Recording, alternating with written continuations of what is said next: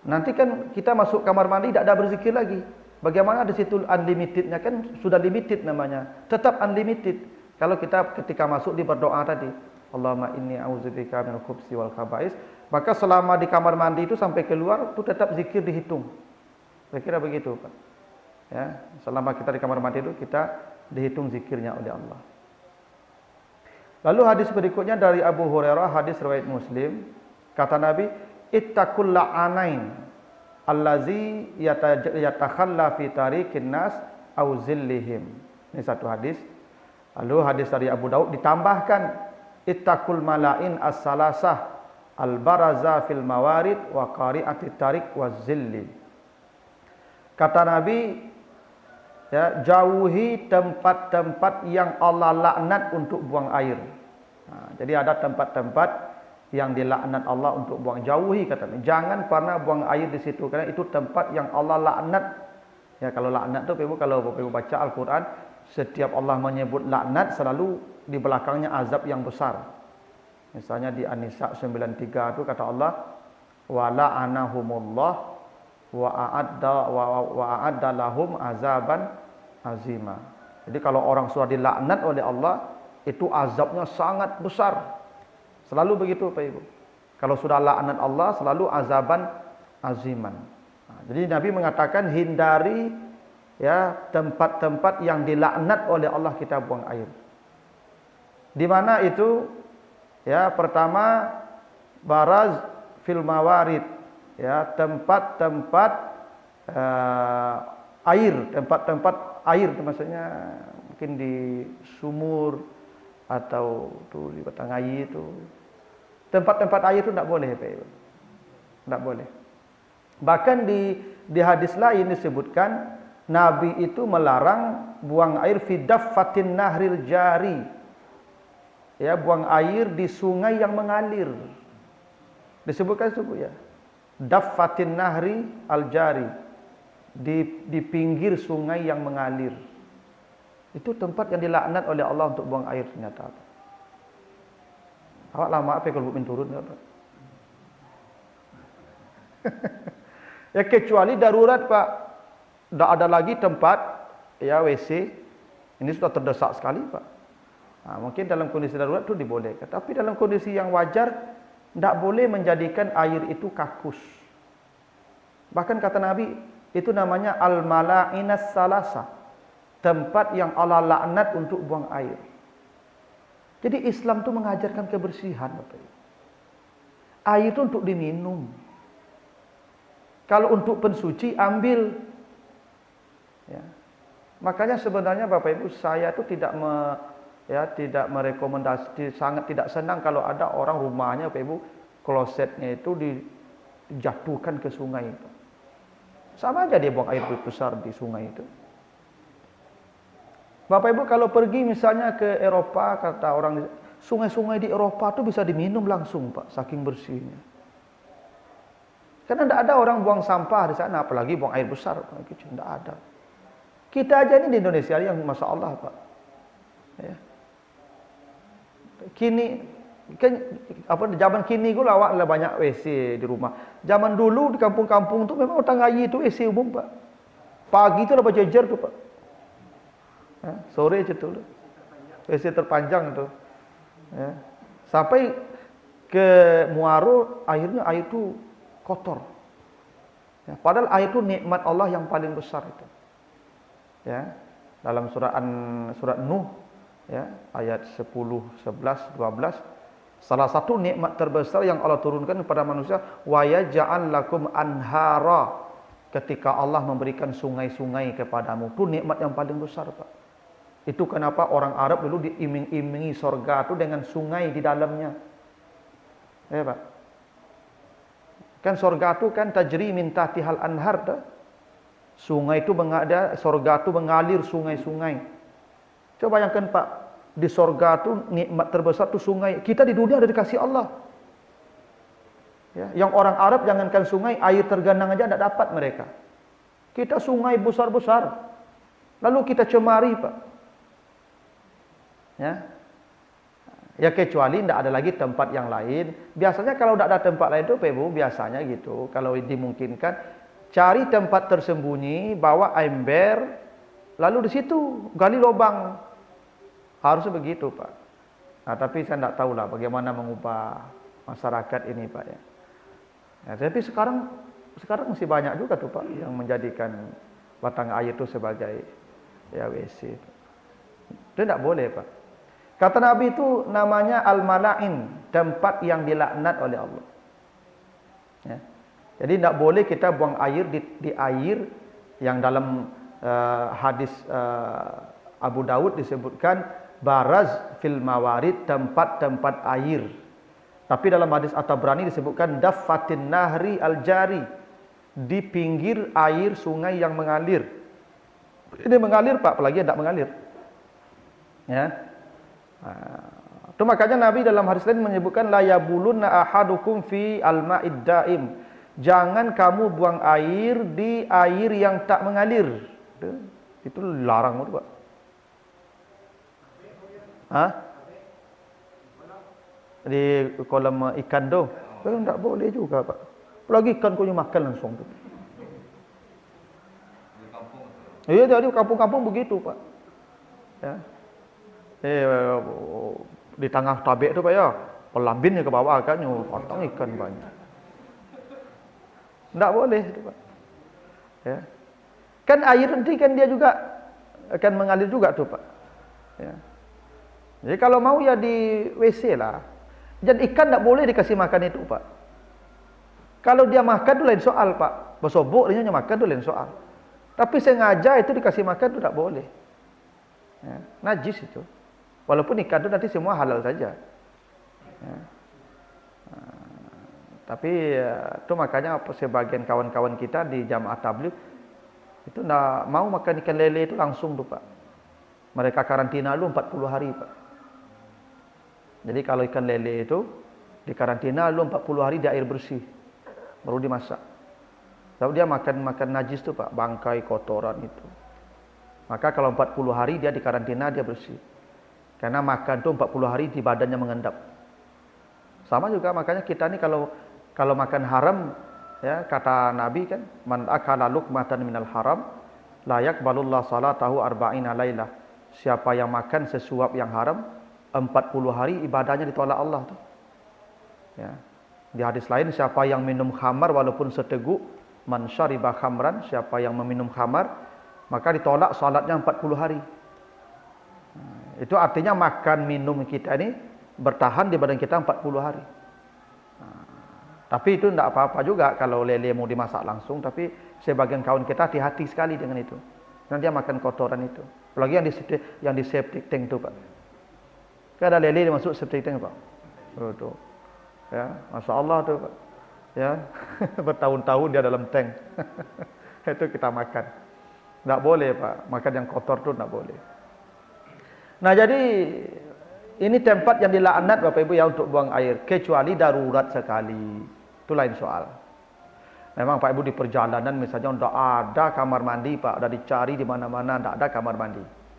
Ya, dan semua tempat sempat terbuka pula Pak. Udahlah masuk salah kayu itu lah. Ya, kalau darurat. Tapi sengaja mencari sungai untuk buang air itu dilarang. Nah, apalagi air tergenang. Makanya saya kadang-kadang kalau berenang di kolam renang ABG itu Pak Ibu. Itu saya kadang-kadang tuh jam 9 udah turun, saya tidak mau lagi ramai-ramai Pak. Kalau pagi saya berangkat tuh jam 7 atau setengah 8 tuh udah masuk. Paling jam 9 saya udah pulang atau jam 10. Kalau rame orang timbul, bah gitu. Ambo tidak yakin jurang banyak kalau Pak. Tidak buruk sangku ambo lah gitu. Boleh ambo perhatikan Pak, ambo kalau berenang di kolam renang tuh itu 10 menit berenang tuh Pak, sesak pipis. Orang-orang pula sajam di kolam renang tuh Pak, ada kalau-kaluannya dong. Enggak. Di mana pipis tuh Pak? Itu manu-manuang saya dalam tuh kan. Langit saya. Gitu. Ya kadang ada ibu-ibu yang tidak mengerti, yang tidak tahu saya kenapa anak-anak tidak diajar. Ada kan kolam renang anak-anak tuh Pak. Anak ini udah cara sama ibunya, Ma, pipis kecil anak tu. Kecil ibunya, situ salah. Ya tu. Situ salah. Coba bayangkan Ibu kalau ada 200 orang berenang hari itu Pak Ibu. Masing-masing sebanyak kau salah. Bara banyaknya masuk ke situ Pak. Nah, tu berenang sama-sama balik situ. Dan kolam renang, dah tahu nggak Pak di situ? Kolam renang ko dak tiap hari air dibuang loh Pak. Nyelo kotoran saja Pak air itu, lah seminggu tu air kadang-kadang tu. Ya enggak? Karena awak ko tak mengikuti aturan agama, kita ada ajaran agama, kita tak pedulikan. Padahal itu tempat yang dilaknat kita buang air itu. Jangankan air tenang seperti kolam renang tu Pak. Air mengalir situ saja dilaknat Allah, kita buang air di situ. Ya. Jadi jangan dianggap ringan soal buang air ni Pak Ibu. Ya. Karena ini kata Nabi al-malain, ya, laknat Allah di situ. Jadi jangan buang air di air atau di sungai. Nah, itu, ya. Apa salahnya kita bikin WC masing-masing di rumah, Pak? Ya. Dan saya lihat di beberapa tempat Bapak Ibu, hingga air apa kita ni Pak, air selokan kita ini, kalau bisa jangan ke sungai juga Pak. Saya lihat beberapa tempat dulu, itu dibikinnya kolam Pak. Jadi di komplek itu dibikin kolam Pak. Jadi semua air selokan itu yang dari rumah itu cucian itu diberhenti di kolam itu Pak, kolam penampungan air itu, sehingga jadi sumur resapan. Nyo balik ke tanah balik. Dan langsung ke sungai lah Pak. Nah, itulah cara menjaga sungai ini supaya bersih. Tapi dawak hebatnya malah Pak, kotoran sapi, kotoran kabau bagi Pak ya banyuin ke sungai itu Pak. Ya enggak. Ya enggak ada awak kok. Apa?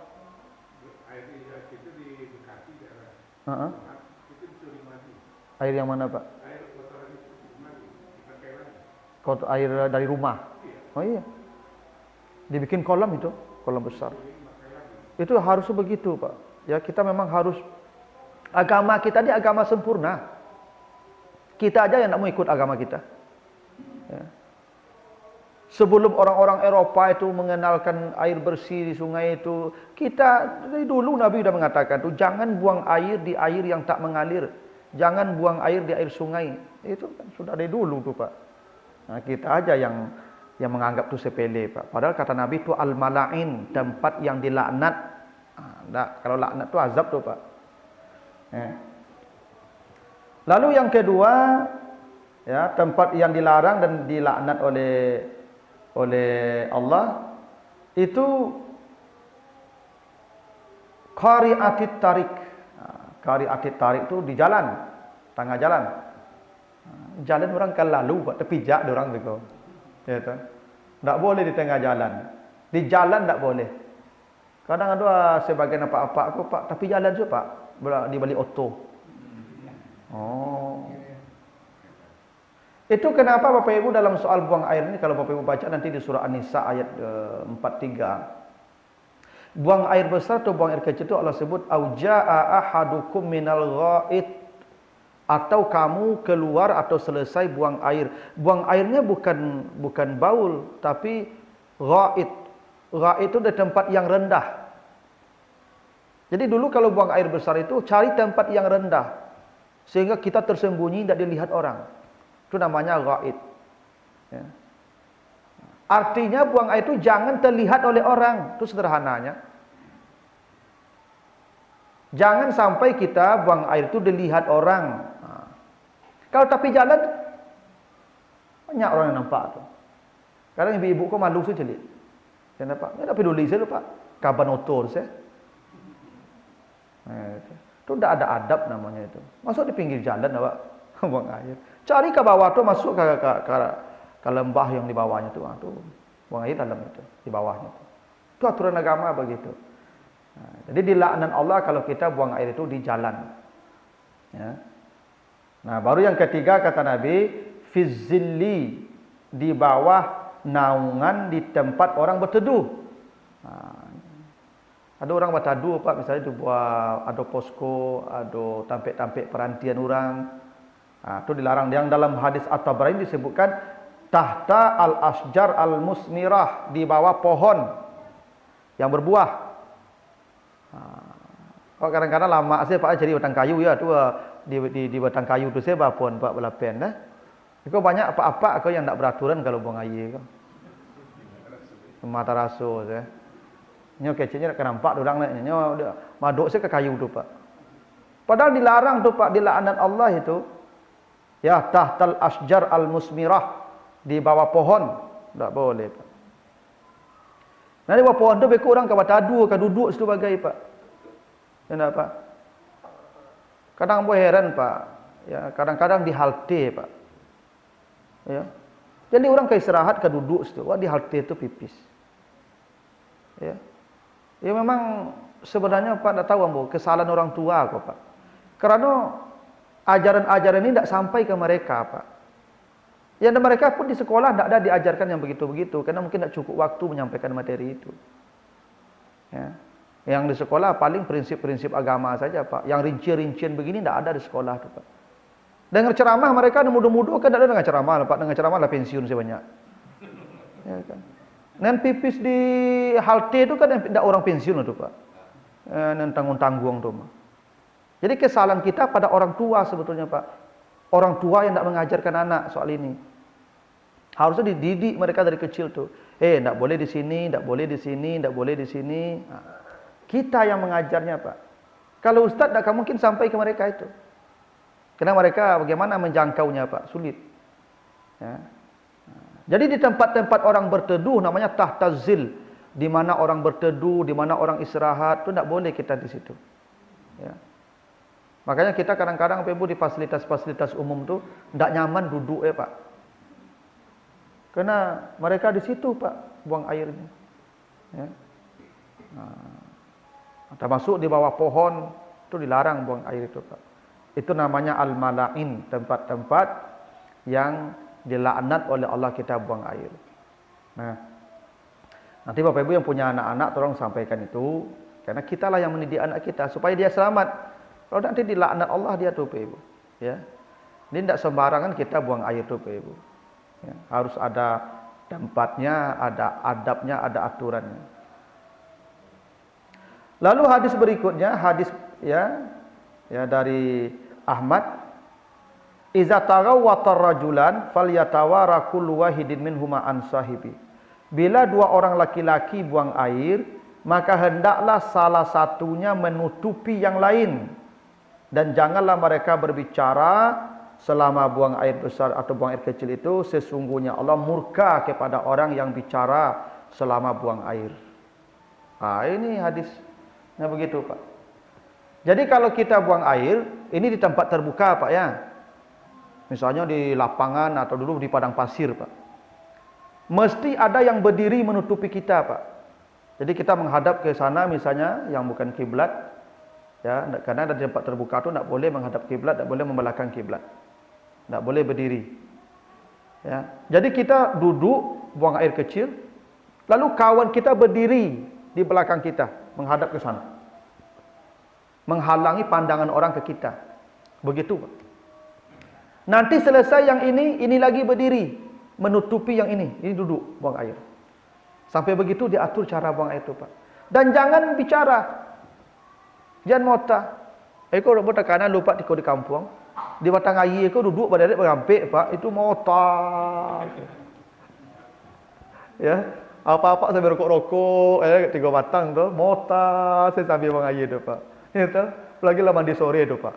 Di kampung macam tu Pak. Tidak boleh Pak, bicara sambil buang air itu dilarang. Ya. Allah murka. Tidak beradab namanya itu. Ya. Jadi selama buang air itu kita kadang-kadang awak kan WC sebelah Pak. Dulu ketika di sekolah dulu Pak tu mota. Saya orang sebelah tu Pak tu. Lain je di WC Pak, tapi mota aja. Tak boleh, jangan bicara selama buang air. Itu dilarang. Allah murka ya kepada orang yang berbincang-bincang selama buang air. Kita tunggulah selesai dulu. Oke. Ada pertanyaan dulu Bapak Ibu sampai di sini?